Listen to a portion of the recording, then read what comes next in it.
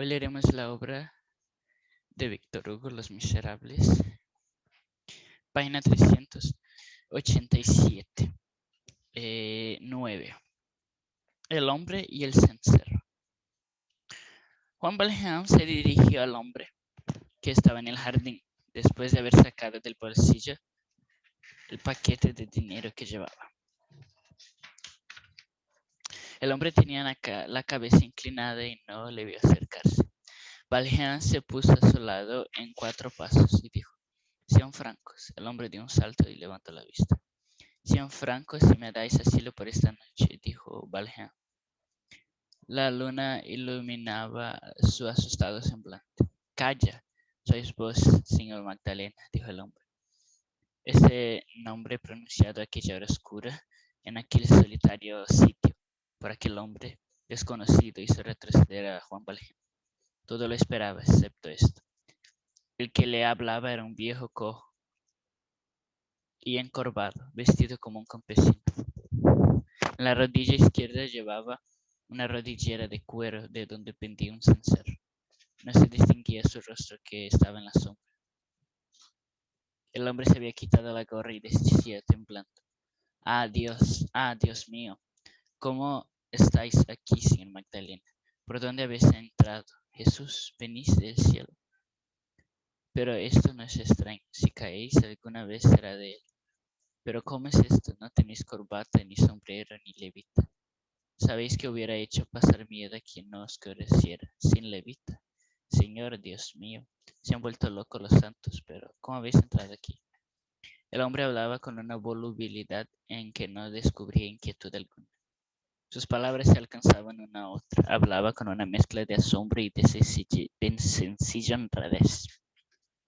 ¿Quién sois? ¿Qué casa es esta?, preguntó Valjean. Ah, para ti esto sí que es grande, dijo el viejo.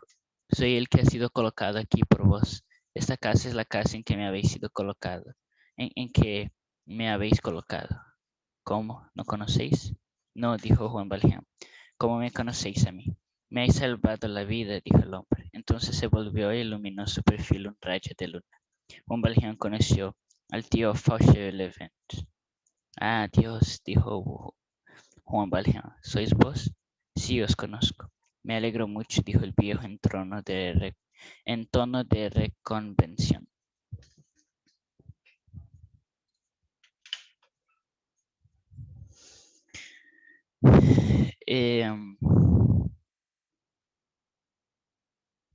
¿Y qué hacéis aquí?, preguntó Valjean. Estoy cubriendo mis melones.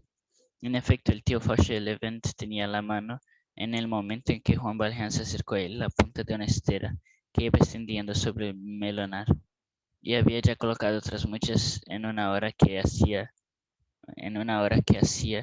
que estaba en el jardín. Esta operación le obligaba a hacer los movimientos particulares que había observado Juan Valjean desde el cobertizo. El viejo continuó: me dije, la luna es muy brillante, va a helar, pues a poner a mis melones el carrick. Enseguida añadió mirando a Juan Valjean y riéndose: habríais hecho muy bien en hacer con vuestra persona lo mismo. Pero ¿cómo estáis así? Juan Valjean, viendo que ese hombre le conocía, lo menos por el señor Magdalena, solo avanzaba con precaución. Multiplicaba las preguntas, cosa extraña. Los papeles estaban trocados. El intruso era el que interrogaba. ¿Y qué campanilla es esa que lleváis a la rodilla? Ah, dijo Fauchelevent. Es para que eviten mi presencia. ¿Cómo? Para que eviten vuestra presencia. El tío Fauchelevent guiñó el ojo de un modo inexplicable. En esa casa no hay más que mujeres. Hay muchas jóvenes y parece que mi presencia es peligrosa. El cencerro las avisa y cuando me acerco se aleja. Pues, ¿qué casa es esta? Toma, bien lo sabéis. No, no lo sé. Pues no me habéis colocado aquí de jardinero. Respondedme como si no supieras nada. Pues bien, este es el convento del pequeño Picpus. Juan Valjean iba coordinando sus recuerdos. La casualidad, es decir, la providencia, lo había conducido precisamente al convento del barrio de San Antonio, en que por recomendación suya había sido admitido hacía 2 años el tío Fauchelevent, estropeado en la caída de su carreta. Repitió pues como hablándose a sí mismo: el convento del pequeño Picpus. Pero volvamos al caso, dijo Fauchelevent. ¿Cómo demonios habéis entrado aquí, señor Magdalena? Por más santo que seáis, sois hombre y los hombres no entran aquí. Pues, ¿cómo estáis vos? No hay nadie más que yo. Sin embargo, dijo Valjean, es preciso que me quede aquí. Ah, Dios mío, exclamó Fauchelevent. Juan Valjean se aproximó a él y le dijo en voz grave: Tío Fauchelevent, os he salvado la vida. Yo he sido el primero que lo ha recordado, respondió Fauchelevent. Pues bien, hoy podéis hacer por mí lo que yo hice en otra ocasión por vos. Fauchelevent tomó sus arrugadas y temblorosas manos, las dos robustas de Valjean, y permaneció algunos momentos como si no pudiese hablar. Por fin exclamó: Sería una bendición de Dios que yo pudiese hacer algo por vos, ya yo salvaros la vida. Señor alcalde, disponed de este pobre viejo. Su rostro se había transfigurado por una gran alegría. Parecía resplandeciente. ¿Qué queréis que haga? Preguntó. Yo os lo explicaré. ¿Tenéis una habitación? Tengo una choza aislada allá detrás de las ruinas del antiguo convento, en un rincón oculto a todo el mundo. En aquel lugar hay 3 habitaciones. La barraca estaba en efecto tan oculta detrás de las ruinas y también dispuesta para que nadie la viese que Juan Valjean no la había visto. Bueno, dijo Valjean, ahora tengo que pediros 2 cosas. ¿Cuáles son, señor alcalde? La primera es que no digáis a nadie lo que sabéis de mí. La segunda, que no tratéis de saber más. Como queráis. Sé que no podéis hacer nada que no sea bueno y que siempre seréis un hombre de bien. Además, vos me habéis empleado aquí, soy vuestro, estoy a vuestras órdenes. Está bien, ahora venid conmigo, vamos por la niña. Ah, dijo Fauchelevent, ¿hay una niña? No dijo más y siguió a Valjean como un perro sigue a su amo. Media hora después, Cosette, iluminada por la llama de una buena lumbre, dormía en la cama del jardinero. Valjean se había vuelto a poner la corbata y el gabán y había encontrado el sombrero arrojado por encima de la tapilla, mientras que Valjean se ponía la levita. Fauchelevent se había quitado la rodillera con el cencerro, que colgado en un clavo cerca de un canasto era un adorno de la pared.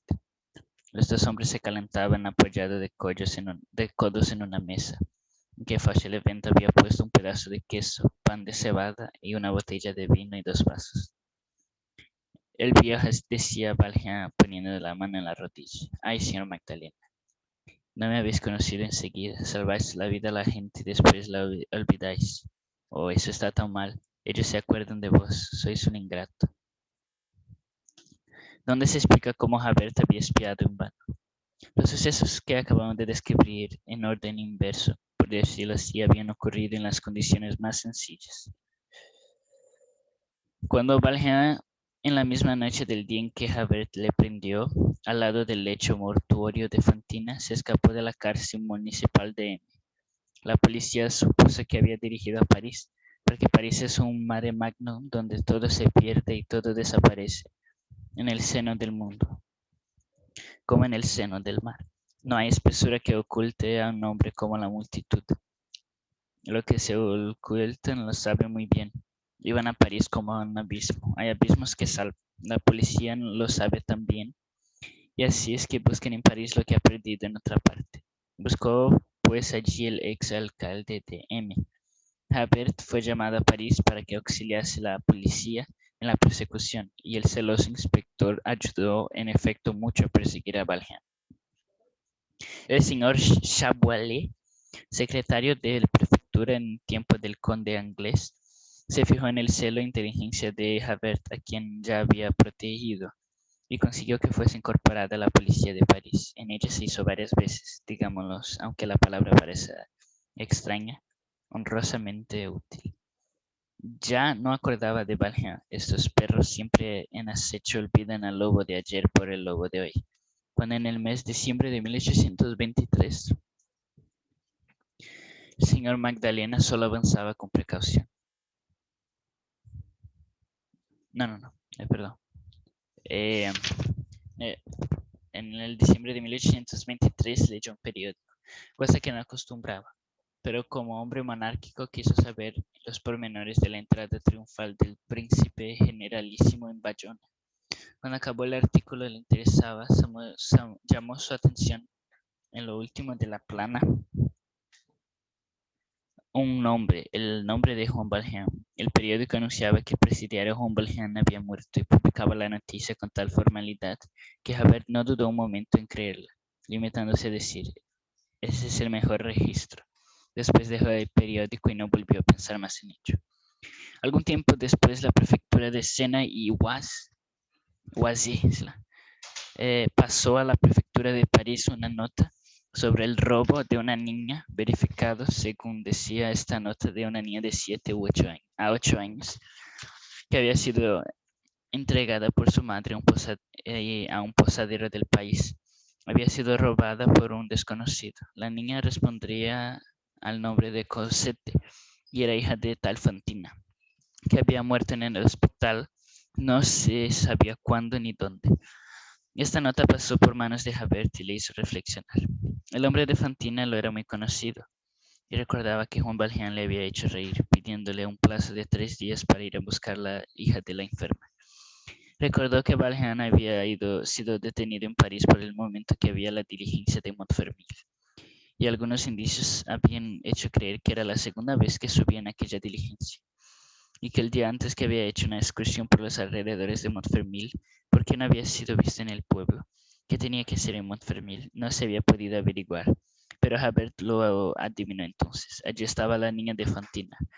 Juan Valjean había ido a buscarla. Esta niña acababa de ser robada por un desconocido. ¿Quién podía ser ese desconocido? ¿Sería Juan Valjean?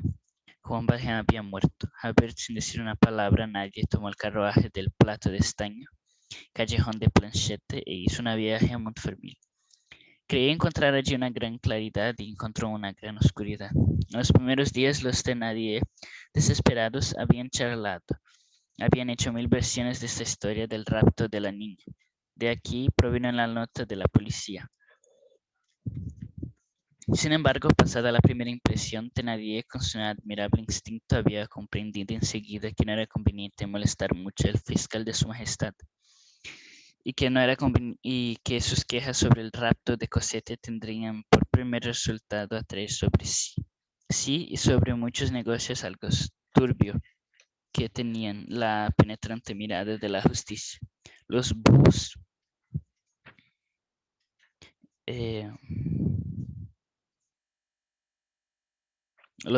no quieren nunca que se les acerque una luz. ¿Cómo se justificaría de los 1500 francos que había recibido? Yo, pues, media vuelta, puse una mordaza a su mujer y se hizo el asombrado cuando le hablaba del robo de la niña. Él no sabía nada. Cierto que se había quejado en el momento en que quitaban tan pronto su niña querida. Hubiera deseado tenerla consigo siquiera 2 o 3 días más, pero como su abuelo había ido a buscarla, nada había más natural en el mundo. Había añadido que la abuela hacía bien. Esta fue la historia que oyó Javert cuando llegó a Montfermeil. Ante la figura del abuelo se desvaneció la idea de Valjean. Javert, sin embargo, introdujo algunas preguntas a guisa de sondas en la historia de Thénardier. ¿Quién era y cómo se llamaba el abuelo? Thénardier respondió con sencillez: es un rico labrador. He visto su pasaporte y creo que se llama Guillermo Lambert. Lambert es un buen nombre, muy tranquilizador. Javert volvió a París. Juan Valjean es indudable que ha muerto, se dijo. Soy un necio. Principiaba ya a olvidar esa historia, cuando en marzo de 1824 oyó hablar un extraño personaje que vivía en la parroquia de San Medardo y era conocido por el mendigo que daba limosna.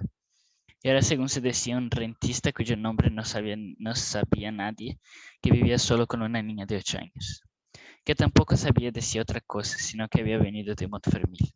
Montfermeil, esta palabra sonando de nuevo en los oídos de Javert, le llamó la atención. Un viejo mendigo y polizonte, que había sido partiguero, al cual daba limosna desconocido, dijo algunos nuevos pormenores.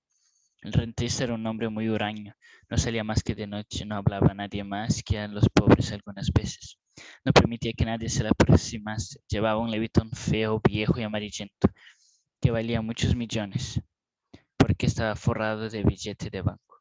Todo esto excitó la curiosidad de Javert, y con objeto de ver de cerca este hombre extraordinario, sin asustarle, Se puso un día el traje del pertiguero y ocupó el lugar en que el espía se acurrucaba todas las tardes, mascullando oraciones y espiando a través del rezo.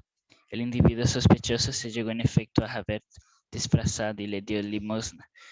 En ese momento Javert levantó la vista y la misma impresión que produjo Juan Valjean en la vista de Javert recibió Javert al conocer a Juan Valjean. Sin embargo, la oscuridad había podido engañarle. La muerte de Juan Valjean era oficial. Quedaba pues a Javert graves dudas, y en la duda Javert, hombre escrupuloso, no prendía a nadie. Siguió a su hombre hasta la casa de Gorbeau e hizo cantar a la vieja. Siguió a su hombre, lo que no era difícil. Esta le confirmó lo del levitón forrado de millones y le contó el episodio del billete de 1000 francos. Ella lo había visto, ella lo había tocado. Javert alquiló un cuarto y aquella misma noche se instaló en él. Fue a escuchar a la puerta del misterioso huésped esperando oír el sonido de su voz, pero Javert vio su luz por una cerradura y chasqueó al espía, guardando un absoluto silencio. Al día siguiente, Valjean se marchó de la casa, pero el ruido de la moneda de 5 francos que dejó caer fue notado por la vieja, que oyendo sonar dinero conoció que iba a mudar. Se apresuró a avisar a Javert. Por la noche, cuando salió Valjean, lo estaba esperando Javert detrás de los árboles del boulevard con 2 hombres. Javert pidió auxilio a la prefectura, pero no había dicho el nombre del individuo a quien pensaba prender. Este era su secreto, y lo había guardado por 3 razones. Primera, porque la menor indiscreción podía despertar las sospechas de Valjean. Segundo, porque echar la garra a un antiguo presidiario escapado y tenido por muerto a un condenado clasificado para siempre por la justicia entre los malhechores de la peor especie era un gran servicio que de seguro los antiguos polizontes de París no dejarían a un novato como Javert y temían que le arrebatasen su expresidiario. Y tercera, porque Javert era artista y tenía el gusto de lo imprevisto. Odiaba esos resultados anunciados que pierden su mérito con lo que habla de ellos antes de tiempo. Le gustaba elaborar en las sombras sus grandes obras y manifestarlas después, repentinamente. Javert había seguido a Juan Valjean del árbol en árbol, después de esquina en esquina, y no había perdido de vista un solo instante, ni aun en los momentos en que Valjean se creía en mayor seguridad. Pero ¿por qué no lo detenía? Porque dudaba aún. Debe recordarse, en aquella época la policía no obraba con toda libertad. La prensa libre la tenía a raya. Algunas detenciones arbitrarias denunciadas por los periódicos habían llegado hasta las cámaras e intimidado a la prefectura. Atentar a la libertad individual era un hecho grave. Los agentes temían engañarse porque el prefecto les cargaba la responsabilidad y un error era una destitución.